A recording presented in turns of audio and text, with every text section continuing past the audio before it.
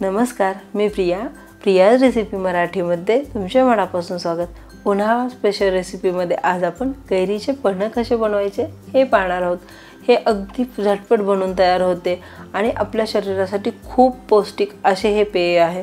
त्यामुळे तुम्ही ही रेसिपी नक्की ट्राय करा। उन्हाळ्यासाठी जर फक्त लिंबू सरबत न पिता अशा पद्धतीने वेगवेगळ्या प्रकारचे जर पेय पिलात ना, ते शरीरासाठी पौष्टिक पण आहेत आणि आपल्या शरीराला थंडावा पण देतात। तुम्ही जर माझ्या चॅनलवरती नवीन असाल आणि आणखी माझ्या चॅनलला सबस्क्राइब केले नसेल तर पटकन सबस्क्राइब करा, वेळ न घालवता। चला तर मग स्टार्ट करूया आज आपल्या छानशा रेसिपीला।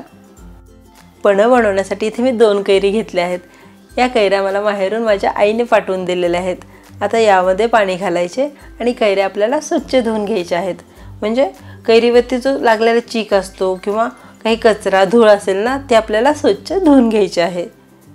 दोन्ही पण कैऱ्या व्यवस्थित अशा धुवून झाल्या की काय करायचं, एक कपडा घ्यायचा आणि त्याने आपल्याला या कैऱ्या व्यवस्थित अशा पुसून घ्यायच्या आहेत। म्हणजे पन्ह बनवताना कैरीला ना पाण्याचा संपर्क नाही आला पाहिजे, यासाठी ही आपल्याला प्रोसिजर करून घ्यायची आहे। कैरी व्यवस्थित पुसून झाली की काय करायचे, चाकूच्या साहाय्याने आपल्याला त्याला चीर पाडून घ्यायची आहे। यामुळे काय होतं ना, आपण ज्यावेळेस कैरी उकडतो ना, त्यावेळेस त्याची जी साल आहे ना, ती पटकन साईडला करता येते। यासाठी ही टिप्स तुम्ही इथे लक्षात ठेवा। आता इथे माझे दोन्ही पण कैरीला व्यवस्थित अशा चीर पाडून झालेले आहेत। आता इथे मी एक कुकर घेतले आहे आणि त्याच्या तळाशी पाणी घालून घेतले आहे। आता त्यावरती एक डिश ठेवायची आणि त्यामध्ये आपण जे चीर पाडून घेतलेल्या कैऱ्या आहेत ना, त्या ठेवून घ्यायच्या। यामुळे काय होते ना, जरी कुकरच्या शिट्ट्या होत असतील तरी पाण्याचा संपर्क कैरीसोबत नाही येणार, यासाठी आपण अशा पद्धतीने त्यावरती डिश ठेवून घेतली आहे। आता इथे कुकरच्या मी 4 ते 5 शिट्ट्या काढून घेतल्या आहेत आणि ही कैरी मी 10 ते 15 मिनिट मीडियम हीटवर शिजवून घेतली आहे।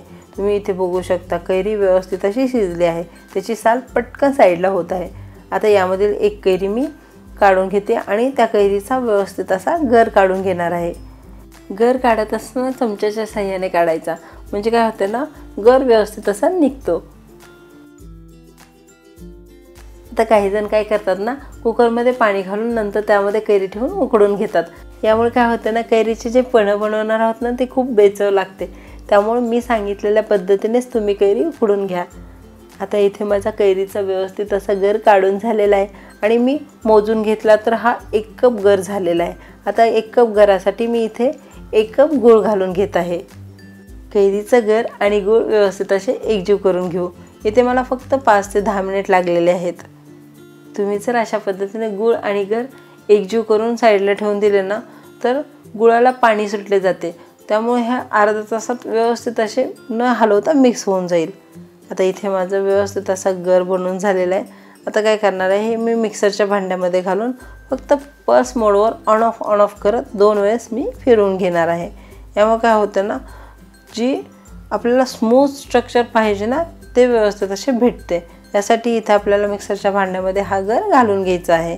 आता मिक्सरच्या भांड्यामधून गर घालून झाला की इथे मी ग्लासमध्ये 2 चमचे हा गर घालून घेत आहे।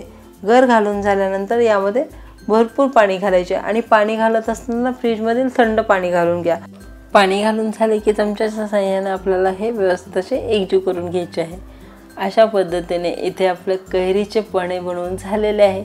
तुम्हाला ही आजची रेसिपी आवडली असेल तर माझ्या व्हिडिओला लाईक करा, शेअर करा आणि अशाच नवनवीन रेसिपीसाठी यूट्यूबवर प्रियाज रेसिपी मराठी चॅनलला पटकन सबस्क्राईब करा।